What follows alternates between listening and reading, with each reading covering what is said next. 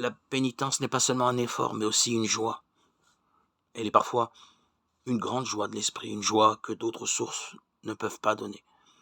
Il semble que l'homme d'aujourd'hui ait perdu dans une certaine mesure la saveur de cette joie. Il a perdu le sens profond de cet effort spirituel qui permet de se retrouver soi-même dans toute la vérité de son être. Notre civilisation, surtout en Occident, qui est étroitement liée au développement de la science et de la technique, entrevoit le besoin de l'effort intellectuel et physique. Mais elle a bien perdu le sens de l'effort de l'esprit, dont le fruit est l'homme, considéré dans ses dimensions intérieures.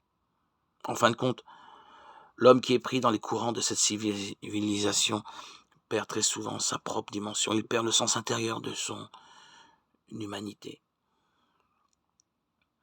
Que cet homme devenu étranger retrouve l'effort qui conduit au fruit, qu'il connaisse la joie qui en est le fruit, la grande joie des retrouvailles et de la rencontre, la joie de la conversion, la métanoïa, la joie de la pénitence, la joie qui naît de l'effort pour se retrouver soi-même dans la patience. C'est par votre persévérance que vous gagnerez la vie. Luc 21, 19. Retrouvons le sens intérieur de notre humanité.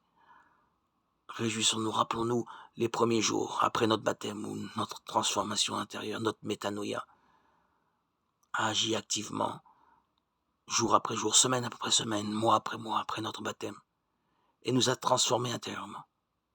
Rappelons-nous ces jours pour revenir à Dieu.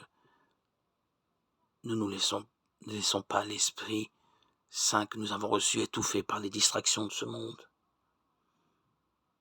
Il nous incombe de nous rappeler notre devoir et notre responsabilité en tant que chrétiens, en tant que baptisés.